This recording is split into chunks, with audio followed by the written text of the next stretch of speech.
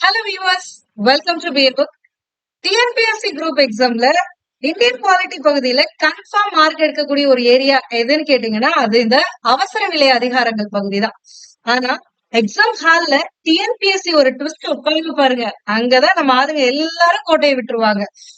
நம்ம எல்லாருமே ஆர்டிக்கல் தெளிவா படிச்சுட்டு போயிருப்போம். ஆனா கூற்று காரணங்கள்ல கேட்கும் பொழுது கோட்டை விட்டுறது. எக்ஸாம்பிளுக்கு நானே ஒரு சில கொஸ்டின்ஸ் கேட்கிறேனே.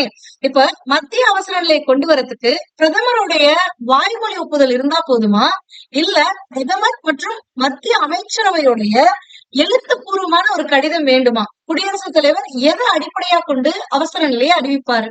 அடுத்தது இன்னொரு கொஸ்டின் கேட்கலாமா? மாநில அவசர சட்டம் பிறப்பிக்கிறாங்க அப்படின்னா அதோடைய மேக்சிமம் பீரியட் எவ்வளவு காலம்? 6 மாசமா, இல்ல 6 மாசம் பிளஸ் 6 வாரமா? இதுக்கு பின்னாடி இருக்கக்கூடிய அரசியல் கணக்கு என்ன? சோ இது மாதிரி தேர்வுகளை குழப்பக்கூடிய பல கேள்விகளுக்கு ரியல் எக்ஸாம்பிளோட இந்த வீடியோல கிளியர் எக்ஸ்பிளனேஷன் கொடுத்திருக்கு. அது மட்டும் இல்லைங்க, ஸ்கூல் புக்ல இந்த அவசர நிலை அவசர சட்டம் குறித்து கொடுக்காத பல தகவல்களை இந்த வீடியோல உங்களோட நான் பகிர்ந்துக்க போறேன். சோ அதனால ஸ்கிப் பண்ணாம ஃபுல்லா இந்த வீடியோவை பாருங்க. அப்பதான் உங்களுக்கு கிளியர் ஒரு நாலேஜ், அவசர சட்டம்னா என்ன, அவசர நிலைனா என்ன, சென்ட்ரல் லெவல்லயும் சரி ஸ்டேட் லெவல்லயும் சரி என்ன இருக்கு அப்படிங்கறது புரியும். ஃபர்ஸ்ட், நேஷனல் எமர்ஜென்சி, அதாவது மத்திய அவசர நிலை. இதை எதற்காக கொண்டு வராங்க அப்படின்னு பாத்தீங்கன்னா, போர், வெளிநாட்டு ஆக்கிரமிப்பு, ஆயுதம் ஏந்திய கிளர்ச்சி, இந்த காரணங்களுக்காக மட்டும்தான் ஒரு நாட்டுல, அதாவது இந்தியால மத்திய அவசர நிலையை கொண்டு வர முடியும். சோ இத பத்தி விளக்கக்கூடிய அரசியலமைப்பு விதி எது அப்படின்னு பாத்தீங்கன்னா ஆர்டிகல் 352. சரி, இதை யாருதாமா பிறப்பிக்க போறாங்க அப்படின்னு கேட்டீங்கன்னா, மத்திய அவசர நிலையை குடியரசுத் தலைவரால மட்டும்தான் பிறப்பிக்க முடியும். சரி, குடியரசுத் தலைவர் யோசிச்சோன்னா பிறப்பிச்சிருவாரா அப்படின்னு கேட்டீங்கன்னா கிடையாது. குடியரசுத் தலைவருக்கு பரிந்துரை செய்யணும். யாரு பரிந்துரை செய்யணும்? பிரதமர் மட்டும் வாய்மொழி வழியா பரிந்துரை செய்யலாமா அப்படின்னு கேட்டீங்கன்னா 1975 அப்படி ஒரு சம்பவமானது நடந்துச்சு. அதாவது 1975 இந்தியாவுடைய பிரதமரா இருந்த இந்திரா காந்தி அவர்கள் அமைச்சரவையை கலந்து ஆலோசிக்காமலேயே வாய்மொழியா குடியரசுத் தலைவர் கிட்ட ரிக்வஸ்ட் பண்ணிருப்பாங்க. அதன்படி அவரும் அவசர நிலையை அறிவிச்சிருப்பாங்க. ஆனா 1978 44வது சட்ட திருத்தத்துல இதை சேஞ்ச் பண்ணிருப்பாங்க. அதாவது பிரதமருடைய வாய்மொழி ஒப்புதல் மட்டும் போதாது, குடியரசுத் தலைவர் அவசர நிலையை அறிவிக்கிறதுக்கு பிரதமருடைய உட்பட மத்திய அமைச்சரவையுடைய எழுத்துப்பூர்வமான ஒப்புதல் இருந்தா மட்டும்தான் குடியரசுத் தலைவர் மத்திய அவசர நிலைய ஆர்டிகல் 352 பயன்படுத்தி அறிவிக்க முடியும் அப்படின்னு சொல்லி திருத்தமானது செஞ்சாங்க. சரி, இந்த அவசர நிலையை அறிவிச்சாச்சு. அதாவது மத்திய அமைச்சரவை எழுத்துப்பூர்வமா ஒரு ஒப்புதல் கடிதத்தை கொடுத்துருச்சு. குடியரசுத் தலைவரும் ஆர்டிகல் 352 பயன்படுத்தி நேஷனல் எமர்ஜென்சிய கொண்டு வந்துட்டாரு. இப்போ அங்க இருக்கக்கூடிய சென்ட்ரல் கவர்மெண்டோடைய பவர் எப்படி இருக்கும், அரசுடைய நிலைமை எப்படி இருக்கும் அப்படின்னு பாத்தீங்கன்னா, இப்ப இந்தியாவுல தேசிய நெருக்கடியானது அறிவிக்கப்பட்டிருக்குன்னா மத்திய அரசும் சரி மாநில அரசுகளும் சரி தொடர்ந்து அவங்களுடைய பதவியில தான் இருப்பாங்க. மத்திய அரசு கலைக்கப்படாது, மாநில அரசு கலைக்கப்படாது, தொடர்ந்து அதோடைய பதவிகள் இருக்கும். ஆனா இங்க என்ன நடக்கும் அப்படின்னு பாத்தீங்கன்னா, மாநில அரசு மத்திய அரசுடைய கட்டுப்பாட்டுக்கு கீழே வந்துடும். இங்க பவர் யாருக்கு அதிகமா இருக்கும் தேசிய நெருக்கடி காலத்துல அப்படின்னு பாத்தீங்கன்னா மத்திய அரசுக்கு தான் பவர் அதிகமா இருக்கும். சரி, இந்த அவசர நிலை சட்டம் ஆனது பிறப்பிக்கப்பட்டிருக்கு. சோ இப்ப அவசர நிலை இம்போஸ் பண்ணா அதுக்கு நாடாளுமன்றம் எவ்வளவு காலங்களுக்குள்ள ஒப்புதல் கொடுக்கணும் அப்படின்னு கேட்டீங்கன்னா, பிரகடனப்படுத்தப்பட்ட நாட்கள்ல இருந்து ஒரு மாதத்துக்குள்ள நாடாளுமன்றமானது ஒப்புதல் அளிக்கணும். ஆக்சுவலி 1978க்கு முன்னாடி, அதாவது 44வது அரசியலமைப்பு திருத்த சட்டத்துக்கு முன்னாடி வரைக்கும் 2 மாத கால அவகாசமானது கொடுக்கப்படுது. அதாவது இப்ப தேசிய நெருக்கடிய குடியரசுத் தலைவர் பிறப்பிச்சுட்டாரு, அனௌன்ஸ் பண்ணிட்டாரு அப்படின்னா அந்த காலத்துல இருந்து அதுக்கப்புறம் ஒரு மாசத்துக்குள்ள அவங்க நாடாளுமன்றத்துடைய ஈரவையும் மக்களவையும் சரி மாநிலங்களவையும் சரி சிறப்பு பெரும்பான்மையின் மூலம் தீர்மானம் கொண்டு வந்து அதற்கு ஒப்புதலானது அளிக்கணும். இந்த பீரியட் வந்து 2 months கொடுத்திருந்தாங்க. 1978க்கு முன்னாடி வரைக்கும் 2 months பீரியட் கொடுத்திருந்தாங்க. ஆனா இப்போ எவ்வளவுதான் இருக்கு அப்படின்னு பாத்தீங்கன்னா ஒரு மாச கால அவகாசம் தான் இருக்கு. சோ இந்த அவசர நிலையானது மத்திய அவசர நிலை பிறப்பிச்சுட்டாங்கன்னா அதை எவ்வளவு காலம் நீட்டிக்கலாம், நேஷனல் எமர்ஜென்சி எவ்வளவு காலம் நீட்டிக்கலாம் அப்படின்னா கால வரையறையே கிடையாது. ஆனா 6 மாசத்துக்கு ஒரு முறை மக்களவையும் சரி மாநிலங்களவையும் சரி ஒப்புதல் வழங்கணும். ஃபார் எக்ஸாம்பிள், இப்போ இன்னைக்கு ஒப்புதல் குடிச்சாங்க அப்படின்னா அடுத்த 6 மாசத்துக்கு தேசிய அவசர நிலையானது அப்படியே இருக்கலாம். அடுத்தது இந்த 6 மாச காலம் முடியும் பொழுது மறுபடியும் மக்களவையும் மாநிலங்களவையும் ஒப்புதல் கொடுத்துட்டாங்க. நாடாளுமன்றம் ஒப்புதல் கொடுத்துருச்சு அப்படின்னா மறுபடியும் ஒரு 6 மாச காலங்கள் தேசிய அவசர நிலையை தொடரலாம். இதே மாதிரி கால வரையறை இல்லாமல் எவ்வளவு காலம் வேணாலும் இந்த தேசிய அவசர நிலையை தொடர முடியும், நீட்டிக்கலாம். ஓகேங்களா? அதுக்கு அடுத்தது தேசிய அவசர நிலையானது அமல்ல இருக்கும் பொழுது அடிப்படை உரிமைகளுக்கு ஏதாவது பாதிப்பு ஏற்படுமா அப்படின்னு கேட்டீங்கன்னா கட்டாயம் ஏற்படும். தேசிய அவசர நிலை அறிவிக்கப்பட்ட உடனேயே விதி 19 ரத்தாயிடும். அதாவது அடிப்படை உரிமைகள் கீழே வரக்கூடிய ஆர்டிகல் 19க்கு கீழே உங்களுக்கு கொடுக்கக்கூடிய அனைத்து விதமான உரிமைகளும் ரத்தாகும். இது தவிர இன்னொரு முக்கியமான விஷயம், அடிக்கடி டிஎன்பிஎஸ்சில கொஸ்டினா கேட்கக்கூடிய ஒரு பாயிண்ட் என்ன அப்படின்னு கேட்டீங்கன்னா, தேசிய அவசர நிலை அமலில் இருக்கும் போதும் கூட எந்த அடிப்படை உரிமையை குடியரசுத் தலைவரின் ஆணையினால் கூட மறுக்க முடியாது அப்படின்னு கேட்டீங்கன்னா 20, 21 ஆர்டிகல் 20 கீழையும் ஆர்டிகல் 21 கீழையும் இருக்கக்கூடிய அடிப்படை உரிமைகள் அவசர காலங்களில் பறிக்கப்படாது. ஆனா மற்ற அடிப்படை உரிமைகளை குடியரசுத் தலைவருடைய ஆணையின் மூலமாக ரத்து செய்ய முடியும், தற்காலிகமாக நிறுத்தி வைக்க முடியும். சரிங்களா? சோ இப்போ அவசர நிலை குறித்து புரியுதா? இதுல இன்னொரு முக்கியமான விஷயத்தையும் நீங்க நோட் பண்ணணும். ஒரு சில புத்தகங்கள்ல இந்த போர், வெளிநாட்டு ஆக்கிரமிப்பு அல்லது உள்நாட்டு அமைதியின்மை அப்படின்னு கொடுத்திருப்பாங்க. ஆனா இப்போ இந்த உள்நாட்டு அமைதியின்மை அப்படிங்கிற வார்த்தையானது பயன்படுத்த முடியாது. போர், வெளிநாட்டு ஆக்கிரமிப்பு அல்லது உள்நாட்டில் ஆயுதம் ஏந்திய கிளர்ச்சி ஏற்பட்டால் மட்டுமே மத்திய தேசிய அவசர நிலையானது, அதாவது தேசிய அவசர நிலையானது அறிவிக்க இயலும். வேற எந்த காரணங்களுக்காகவும் அறிவிக்க இயலாது. சரி, இந்த வார்த்தையை எப்ப கொண்டு வராங்க அப்படின்னு பாத்தீங்கன்னா 1978 44வது சட்ட திருத்தத்துலதான் உள்நாட்டு அமைதியின்மை அப்படிங்கிற வார்த்தையை எடுத்துட்டு ஆயுதம் ஏந்திய கிளர்ச்சி ஏற்பட்டால் ஒழிய தேசிய அவசர நிலையை அறிவிக்க இயலும் அப்படின்னு மாற்றுறாங்க. இதற்கு பின்னாடி இருக்கக்கூடிய காரணம் என்ன அப்படின்னு பாத்தீங்கன்னா 1975 அலகாபாத் உயர் நீதிமன்றம் அளித்த தீர்ப்பு தான். 1971 பொது தேர்தலானது நடைபெறும். இந்த பொது தேர்தல்ல இந்திரா காந்தி அவர்கள் வெற்றி பெற்றிருப்பாங்க. அதன் மூலமா அவங்க பிரதமரா தேர்ந்தெடுக்கப்பட்டிருப்பாங்க. சோ இதை எதிர்த்து வழக்கானது போடப்பட்டிருக்கும். என்ன எதிர்ப்பு அப்படின்னு பாத்தீங்கன்னா, இந்திரா காந்தி அவர்கள் அரசு அதிகாரிகளையும் அரசுடைய பணத்தையும் பயன்படுத்திதான் இந்த வெற்றி அடைந்தாங்க, ஒரு சீர்கேட்டுல ஈடுபட்டிருக்காங்க, தவறு பண்ணிருக்காங்க அப்படின்னு சொல்லி ஒரு வழக்கானது தொடுக்கப்படும். அந்த வழக்குல அலகாபாத் உயர் நீதிமன்றமும் ஆமா, இந்திரா காந்தி அவர்கள் முறைகேட்டின் மூலமாகத்தான் பிரதமர் இந்த இதுல பொது தேர்தல்ல வெற்றி பெற்றிருக்காங்க அப்படின்னு சொல்லி ஒரு தீர்ப்பை வழங்கிடுவாங்க. சோ இதனால எதிர்கட்சி தலைவர்களும் தீர்ப்பை அந்த எதிர்த்து வழக்கு தொடுத்தவரும் என்ன பண்ணுவாங்கன்னா அங்கங்க போராட்டங்களானது நடக்கும். சோ இப்போ பிரதமர் என்ன பண்றாங்க, அதாவது பிரதமரா இருந்த இந்திரா காந்தி அவர்கள் என்ன பண்றாங்கன்னா, உள்நாட்டுல அமைதி இல்ல, போராட்டங்களும் வேலை நிறுத்தங்களும் இருக்கு, சோ அதனால அவசர நிலையை பிறப்பிக்கணும் அப்படின்னு சொல்லி குடியரசுத் தலைவருக்கு சொல்லுவாங்க. அதை கேட்டு குடியரசுத் தலைவரும் 1975 தேசிய அவசர நிலையை அறிவிச்சிருவாங்க. இது 1977 வரைக்கும் கிட்டத்தட்ட 21 மாதங்களானது அவசர நிலையானது அமல்ல இருக்கும். சோ இதுக்கப்புறம் இந்த 1977 அவசர நிலை முடிந்ததுக்கு அப்புறமா 1978 44வது சட்ட திருத்தத்துலதான் பல மாற்றங்களை இந்த அவசர நிலை குறித்து கொண்டு வருவாங்க. அதுல ஒண்ணு என்னன்னு பாத்தீங்கன்னா, உள்நாட்டு அமைதியின்மை அப்படின்னா அது விரிவா வரையறுக்கப்படல. உள்நாட்டு அமைதியின்மை வெறும் போராட்டம் பண்றதையும் வேலை நிறுத்தத்தையும் எப்படி உள்நாட்டு அமைதியின்மைன்னு கொண்டு வரலாம் அப்படின்னா, போராட்டம் பண்ணும்போது ஒரு குடிமக்களுடைய உரிமை. சோ அப்ப அவங்களுக்கு ஒரு எதிரான ஒரு விஷயம் நடக்கும் பொழுது அவங்க போராடலாம், அது அவங்களுடைய உரிமை. அப்ப உள்நாட்டு அமைதியின்மைன்னு சொல்லி தேசிய அவசர நிலை பிறப்பிச்சு அடிப்படை உரிமைகளை பறிக்கிறது ஒரு தவறான ஒரு இது ஜனநாயக முறையிலான ஒரு ஆட்சி கிடையாது அப்படின்னு ஒரு தீர்ப்பை வழங்குறாங்க. ஓகேங்களா? சோ அதனாலதான் என்ன பண்றாங்கன்னா 1978 உள்நாட்டு அமைதியின்மைங்கிற வார்த்தையை பயன்படுத்தக்கூடாது, ஆயுதம் ஏந்திய கிளர்ச்சி அப்படின்னா மட்டும்தான் தேசிய அவசர நிலையை பயன்படுத்த முடியும். மத்தபடி இந்தியாவில எங்கேயாவது போராட்டம் நடக்குது, வேலை நிறுத்தம் நடக்குது அப்படின்னா அதெல்லாம் ஒரு காரணமா சொல்லிக்கிட்டு தேசிய அவசர நிலையை பிறப்பிக்க கூடாதுன்னு சொன்னாங்க.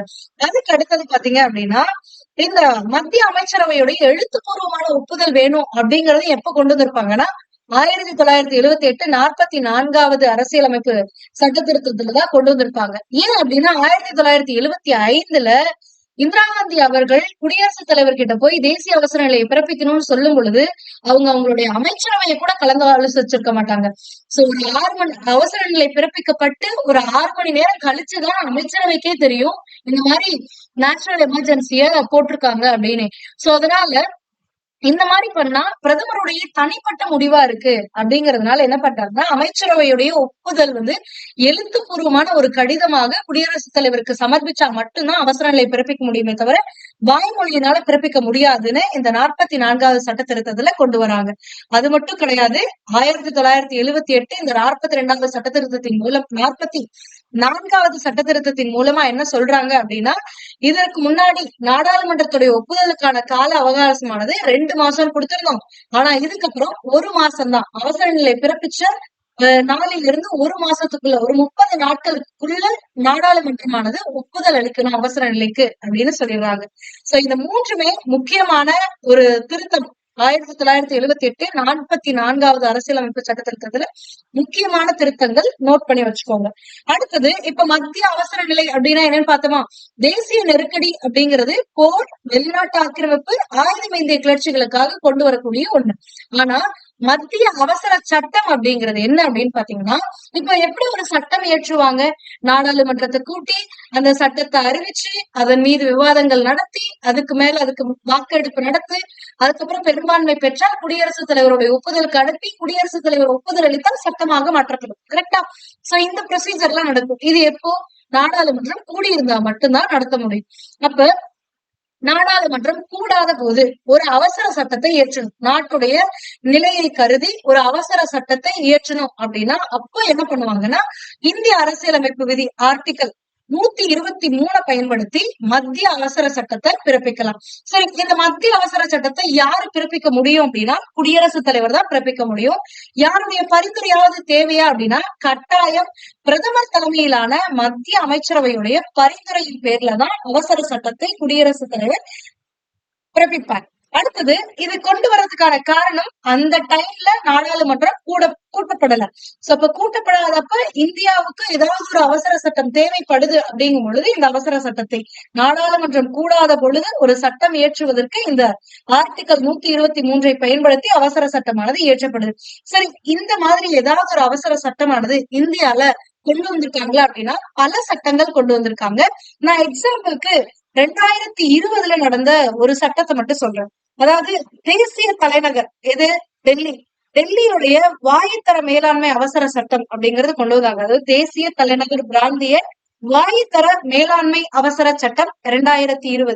சோ அன்றைய குடியரசுத் தலைவர் என்ன பண்றாருன்னா, டெல்லியில காற்று மாசுபாடு அதிகரிச்சிருக்கு. கரெக்டா குளிர்காலம் வர பீரியடு. சோ இதனால மக்களுடைய ஆரோக்கியமானது பாதிக்கப்படும் அப்படின்னு கருத்தில் கொண்டு ஒரு அவசர சட்டம், அந்த இடத்துல நாடாளுமன்றமானது அந்த நிலையில கூட்டப்படல. சோ அப்ப ஒரு அவசர சட்டத்தை பிறப்பிக்கிறாங்க. அந்த சட்டத்தின்படி என்ன சொல்றாங்க அப்படின்னா, காற்றுடைய தரத்தை கண்காணிக்கணும், மாசு கட்டுப்பாட்டு விதிகளை பின்பற்றணும், அதை மீறுபவர்களுக்கு 5 ஆண்டுகள் சிறை தண்டனையும் 1 கோடி ரூபாய் வரைக்கும் அபராதமும் விதிக்கலாம் அப்படின்னு சொல்லி கொண்டு வராங்க. இத கண்காணிக்கிறதுக்காகவும் நடைமுறைப்படுத்துறதுக்காகவும் ஒரு கமிஷனையும் இந்த சட்டத்தின் மூலமா ஃபார்ம் பண்றாங்க. சோ இந்த மாதிரி ஒரு நாட்டுடைய தேவைக்காக நாடாளுமன்றம் கூடாத பொழுது நாட்டின் நலன் கருதி அவசரமாக பிறப்பிக்கக்கூடிய சட்டங்களைத்தான் அவசர சட்டம் அப்படின்னு சொல்றோம். ஓகேங்களா? அவசர நிலை வேற, அவசர சட்டம்ங்கிறது வேற. சரி, இந்த அவசர சட்டம் பிறப்பிக்கும் பொழுது அரசுடைய நிலையில ஏதாவது மாற்றம் ஏற்பட்டிருக்குமா அப்படின்னு கேட்டா எந்த மாற்றமும் ஏற்படாது. இப்ப சென்ட்ரல் லெவல் ஆல் ஓவர் இந்தியாவுக்கு ஒரு அவசர சட்டம் கொண்டு வராங்க அப்படின்னா மத்திய அரசு தொடர்ந்து பதவியில தான் இருக்கும். ஒரு புதிய சட்டம் மட்டும்தான் வரும். ஓகேங்களா? நெக்ஸ்ட், இந்த அவசர சட்டத்தை நாடாளுமன்றத்துடைய ஒப்புதல் எவ்வளவு காலங்களுக்குள்ள நாடாளுமன்றம் ஒப்புதல் அளிக்கணும் அப்படின்னு பாத்தீங்கன்னா, நாடாளுமன்றம் மீண்டும் கூடிய தேதியிலிருந்து மறுபடியும் எப்ப கூட்டுறாங்களோ அப்பல இருந்து 6 வாரங்களுக்குள்ள ஒப்புதலானது அளிக்கப்படும். எதுக்கு? மத்திய அவசர சட்டத்துக்கான ஒப்புதல். அப்ப அதிகபட்ச கால வரம்பு என்ன அப்படின்னு பாத்தீங்கன்னா 6 மாதங்கள் பிளஸ் 6 வாரங்கள். அது என்ன 6 மாதங்கள் பிளஸ் 6 வாரங்கள் அப்படின்னு பாத்தீங்கன்னா இப்போ இந்திய அரசியலமைப்புல நாடாளுமன்ற கூட்டத்தொடர் 2 முறையாவது, ஒரு ஆண்டுக்கு 2 முறையாவது நடக்கணும். அதாவது அதிகபட்சம் ஒரு கூட்டத்தொடருக்கும் இன்னொரு கூட்டத்தொடருக்குமான கால இடைவெளி 6 மாசம் இருக்கலாம். அதுக்கு மேல போயிடக்கூடாது அப்படின்னு கொடுத்திருக்காங்களா? சோ இப்ப இன்னைக்கு கூட்டத்தொடர் முடியுதுன்னு வச்சுக்கோங்களேன். நாளைக்கு அவசர சட்டமானது பிறப்பிக்கப்படுது. அப்ப அடுத்த கூட்டத்தொடர் கூட்டத்துக்கு இடைவெளியானது 6 மாத காலங்கள் இருக்கலாம். அரசியலமைப்பின்படி 6 மாதம் இருக்கலாம். ஆனா இப்ப நடைமுறையில 6 மாதம் ஒரு கூட்டத்தொடருக்கும் இன்னொரு கூட்டத்தொடருக்கும் நடுவுல 6 மாத இடைவெளி கிடையாது. பட் ஆனா அரசியலமைப்புல கொடுத்திருக்கிறாங்க. ஒரு கூட்டத்தொடருக்கும் இன்னொரு கூட்டத்தொடருக்கும் அதிகபட்சம் எவ்வளவு காலம் இடைவெளி விடலாம் அப்படின்னா 6 மாதங்கள் விடலாம். சோ இப்ப இன்னைக்கு அவசர சட்டம் பிறப்பிக்கிறேன்னா நேத்து கூட்டத்தொடரானது முடிவுட்டு இருக்கலாம். அடுத்த கூட்டத்தொடர் அதிகபட்சமா எவ்வளவு நாள் தள்ளிப்பட முடியும்? 6 மாசம் தான் முடியும். இப்ப அந்த 6 மாச பீரியட். அதுக்கு அடுத்தது இந்த கூட்டம் கூட்டினதுக்கு அப்புறம் 6 வாரங்களுக்கு உள்ள ஒப்புதல் அளிக்கிறோம்னு சொல்லியிருக்கோம்ல.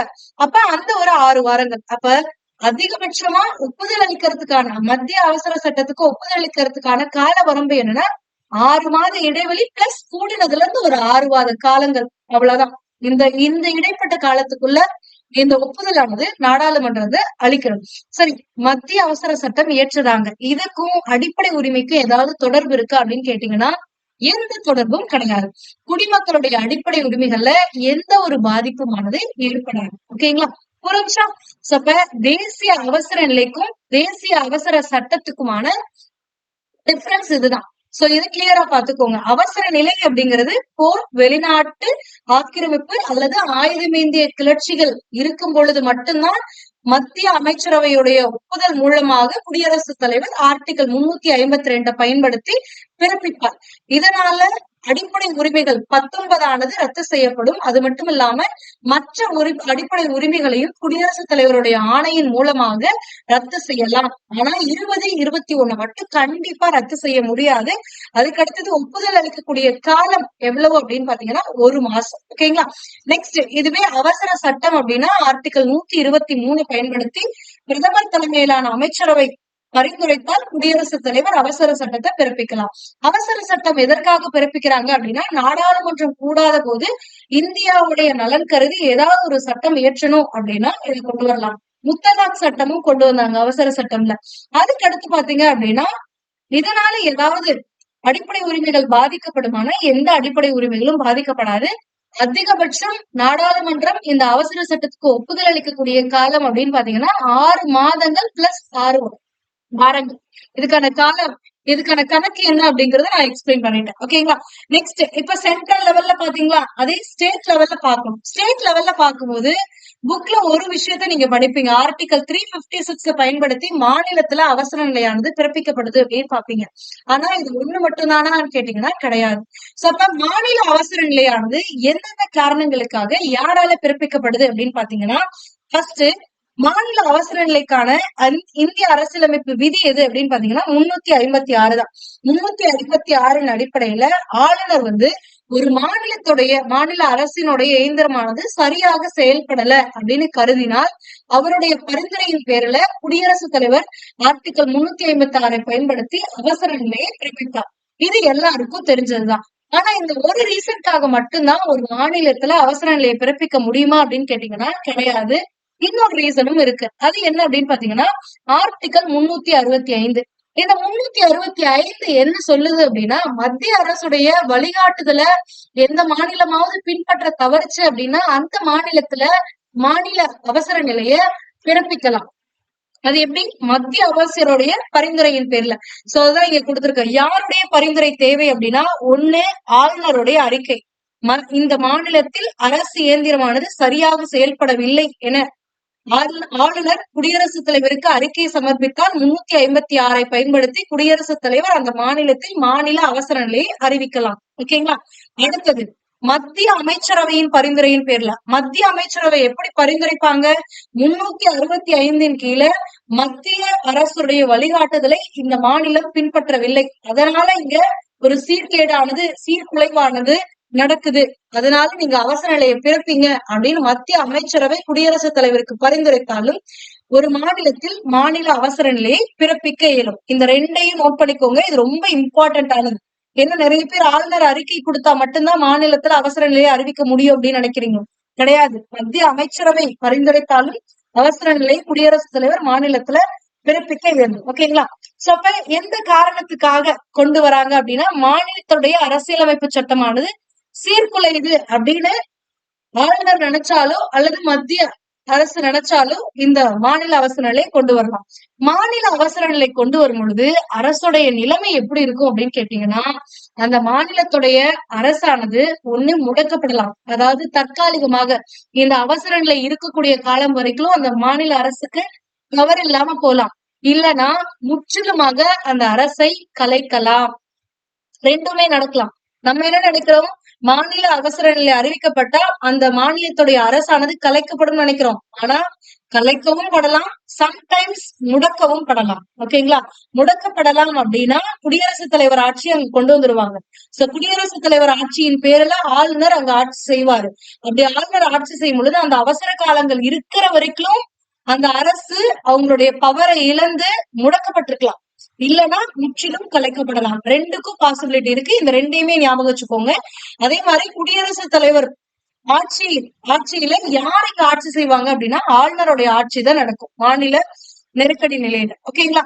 அடுத்தது மாநில நெருக்கடி நிலையில எவ்வளவு காலத்துக்குள்ள இந்த சட்டமன்றமானது ஒப்புதல் அளிக்கணும், நாடாளுமன்றமோ அல்லது நாடாளுமன்றம் ஒப்புதல் அளிக்கணும் அப்படின்னு பாத்தீங்கன்னா, அந்த அவசர நிலை அறிவிக்கப்பட்ட தேதியில இருந்து 2 மாசத்து வரைக்கும் அவங்களுக்கு டைம். 2 மாசத்துக்குள்ள நாடாளுமன்றமானது அந்த மாநில அவசர நிலைக்கு ஒப்புதலானது அளிக்கணும். ஓகேங்களா?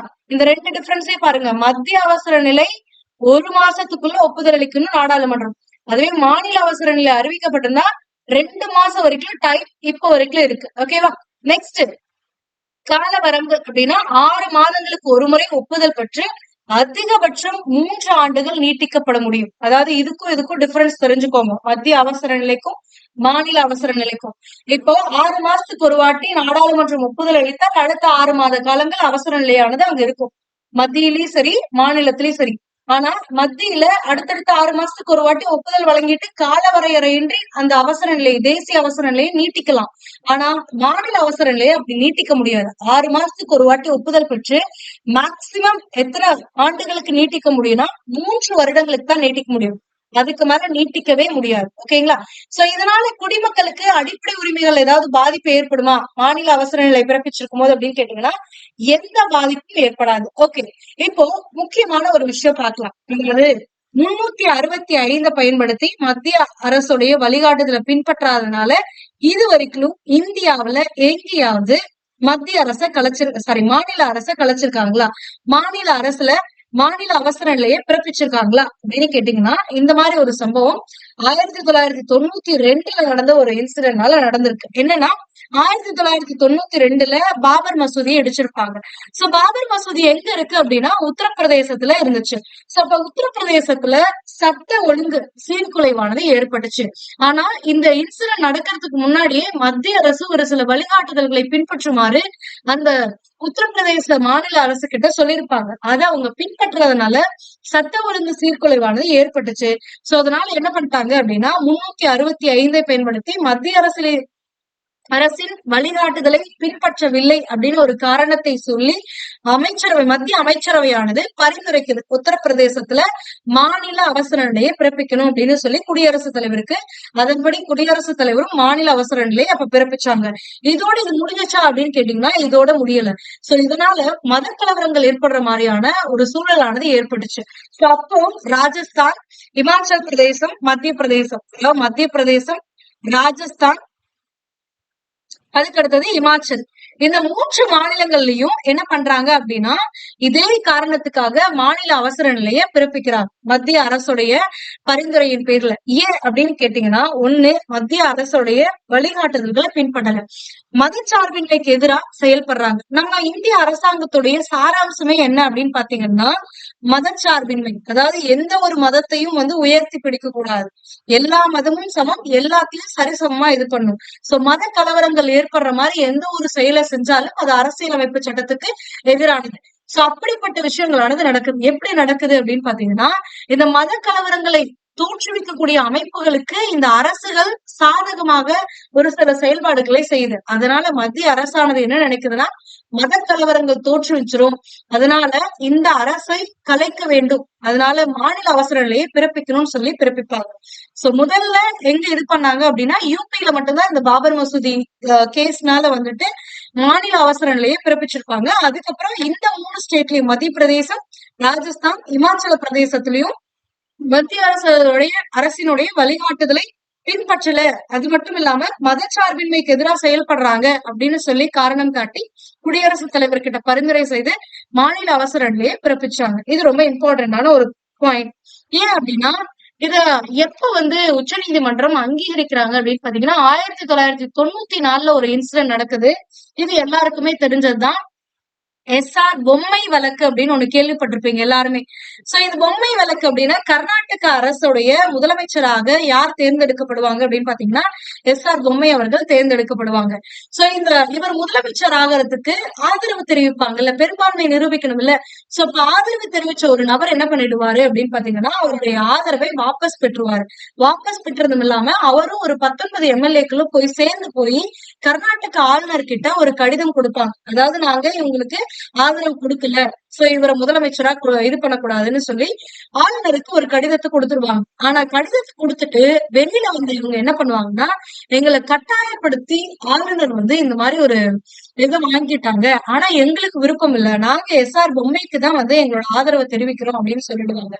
சோ அப்ப எஸ்ஆர் பொம்மை அவர்கள் என்ன சொல்லுவாங்கன்னா, என்னுடைய பெரும்பான்மையை நான் சட்டமன்றத்துல நிரூபிக்கிறேன், ஃப்ளோர் டெஸ்ட் எடுங்க அப்படின்பாரு. ஆனா இப்போ கர்நாடகாவுடைய ஆளுநராக இருந்தவர் என்ன சொல்லுவாருன்னா, ஆல்ரெடி என்கிட்ட ஒப்புதல் கடிதம் வந்துருச்சு, அதாவது உங்களுக்கு பெரும்பான்மை இல்ல, உங்களுக்கு நாங்க ஆதரவு தரமாட்டோம், நாங்க கொடுத்த ஆதரவை வாபஸ் பெறுறோங்கிற ஒரு கடிதமானது என்கிட்ட வந்துருச்சு. இதுக்கப்புறம் நான் போய் எதையும் செக் பண்ணுங்கிற அவசியம் இல்ல, அதனால நான் குடியரசுத் தலைவருக்கு பரிந்துரைக்கிறேன், இந்த இதுல ஒரு பெரும்பான்மை இல்லாத இது நடந்துட்டு இருக்கு, அதனால குடியரசுத் தலைவர் ஆட்சியை நான் இங்க கொண்டு வரதுக்காக நான் பரிந்துரைக்கிறேன் அப்படின்னு சொல்லிடுவாரு. சோ இதை தொடர்ந்து எஸ்ஆர் பொம்மை அவர்கள் என்ன பண்ணுவாரு அப்படின்னா, வழக்கு தொடர்வாரு. இந்த வழக்கு விசாரிக்கும் பொழுது என்ன சொல்றாங்கன்னா, அப்போ ஆளுநர் மத்திய அரசுடைய ஒரு பிரதிநிதியாத்தான் இப்போ வரைக்குமே நம்ம பார்த்துட்டு இருக்கோம். சோ அதனால என்ன பண்றாங்கன்னா, மத்திய அரசாங்கத்துடைய செயல்பாடாதான் இத கருதி கோர்ட்ல கேஸ் போடுறாங்க. அப்ப உச்ச நீதிமன்றம் என்ன சொல்றாங்க அப்படின்னா, மத்திய அரசு தன்னுடைய நலனுக்காக இந்த மாதிரி தனித்து ஒரு முடிவை எடுக்குது, ஆளுநர் தனித்து எதையும் எடுக்க முடியாது, ஃப்ளோர் டெஸ்ட் நடக்கணும், ஆளுநருடைய அலுவலகத்திலேயோ ஆளுநருடைய முடிவுனால மட்டும் ஒரு இடத்துல குடியரசுத் தலைவர் ஆட்சியை கொண்டு வர முடியாது, சட்டமன்றத்துல பெரும்பான்மையை நிரூபிக்கணும், அதுக்கு ஃப்ளோர் டெஸ்ட் நீங்க கண்டக்ட் பண்ணணும், அதை கண்டக்ட் பண்ணி அங்க பெரும்பான்மை இல்லைனாதான் நீங்க குடியரசுத் தலைவர் ஆட்சிக்கு மாநில அவசர நிலையை பிறப்பிக்கிறதுக்கு பரிந்துரை செய்யணும் அப்படின்னு ஒரு தீர்ப்பை கொடுக்குறாங்க. அதே நேரத்துல இந்த 3 இதுக்கும் சொல்றாங்க, மத்திய பிரதேசம், ராஜஸ்தான், இமாச்சல் பிரதேசத்துல இந்த மாநில அவசர நிலையை மத்திய அரசு பரிந்துரைத்தது சரியானதுதான். ஏன்னா இந்திய அரசியலமைப்புடைய முக்கிய சாராம்சமே என்னன்னா மதச்சார்பின்மை. அப்ப அடிப்படை கட்டமைப்பை சீர்குலைக்கக்கூடிய விதத்தில் எந்த மாநில அரசு செயல்பட்டாலும் அந்த மாநில அரசை கலைப்பதற்கு, அந்த மாநிலத்தில் அவசர நிலையை பிறப்பிப்பதற்கு மத்திய அரசு பரிந்துரைக்கலாம், அது சரியானது அப்படின்ற தீர்ப்பையும் கொடுக்குறாங்க. ஓகேங்களா? அப்ப 365 பயன்படுத்தியும் மத்திய அரசானது மாநில அரசை கலைக்க, குடியரசுத் தலைவர் ஆட்சியை அமல்படுத்த, மாநிலத்தில் அவசர நிலையை அறிவிக்க பரிந்துரை செய்யலாம். ஓகே, நெக்ஸ்ட், மாநிலத்தின் ஆளுநர் பரிந்துரையின் பேரிலும் 356 பயன்படுத்தி குடியரசுத் தலைவர் அந்த இடத்துல மாநில அவசர நிலையை பிறப்பிக்கலாம். டிஃபரன்ஸ் புரியுதுங்களா? இதுல நிறைய பாயிண்ட்ஸ் இருக்கு, கிளியரா பாத்துக்கோங்க. நெக்ஸ்ட் பாத்தீங்க அப்படின்னா, இது எல்லாமே பார்த்தாச்சு. சோ எவ்வளவு காலங்களுக்குள்ள ஒப்புதல் அளிக்கிறோம்? 2 மாசத்துக்குள்ள நாடாளுமன்றம் ஒப்புதல் அளிக்கணும். 6 மாதங்களுக்கு ஒரு முறை ஒப்புதல் பெற்று இதை நீட்டிக்கலாம். மேக்சிமம் எவ்வளவு நாளுக்கு ஒரு ஸ்டேட் எமர்ஜென்சியை நீட்டிக்க முடியும் அப்படின்னா 3 இயர்ஸ் தான், அதுக்கு மேல நீட்டிக்க முடியாது. 3 இயர்ஸ்க்கு அப்புறம் எலெக்ஷன் வச்சு ஒரு புதிய கவர்மெண்ட்டை ஃபார்ம் பண்ணியே ஆகணும், அதுக்கு மேல நீட்டிக்க முடியாது. ஆனா மத்திய அவசர நிலை பிறப்பிச்சாங்கன்னா அது கட்டாயம் கிடையாது. 3 வருஷம்ங்கிறது லிமிட் எதுவும் கிடையாது. அவங்க 6 மாசத்துக்கு ஒரு வாட்டி ஒப்புதல் அளித்து எவ்வளவு காலம் வேணாலும், கால வரையறையின்றி 10 வருஷம், 12 வருஷம், 20 வருஷம் கூட நீட்டிக்க முடியும். ஆனா அப்படி ஒரு நிலைமை இன்னும் ஏற்பட்டதில்லை. அடுத்தது பாத்தீங்க அப்படின்னு பாத்தீங்கன்னா, மாநில அவசர சட்டம் எப்படி மத்திய அவசர சட்டமோ அதே மாதிரிதான் மாநில அவசர சட்டம்.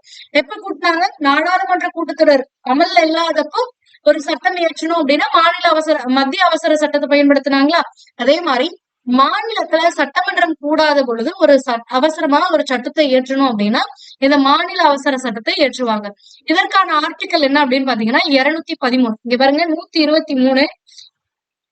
இதை அப்படியே திருப்பி போட்டீங்கன்னா 213. அவ்வளவுதான். சோ 213 பயன்படுத்தி ஒரு மாநிலத்தில் மாநில அவசர சட்டத்தை இயற்றலாம். இந்த சட்டத்தை யார் பிறப்பிப்பாங்க அப்படின்னா ஆளுநர். நல்லா கவனிச்சுக்கோங்க. மத்திய அவசர நிலையை பிறப்பிப்பவர் குடியரசுத் தலைவர். மத்திய அவசர சட்டத்தை பிறப்பிப்பவர் குடியரசுத் தலைவர். மாநில அவசர நிலையை பிறப்பிப்பவர் குடியரசுத் தலைவர். ஆளுநரின் பரிந்துரையின் பேரில் குடியரசுத் தலைவர் தான் பிறப்பிக்கிறார். ஆனா மாநில அவசர சட்டத்தை பிறப்பிப்பவர் யாருன்னா ஆளுநர் தான் பிறப்பிக்கிறாங்க.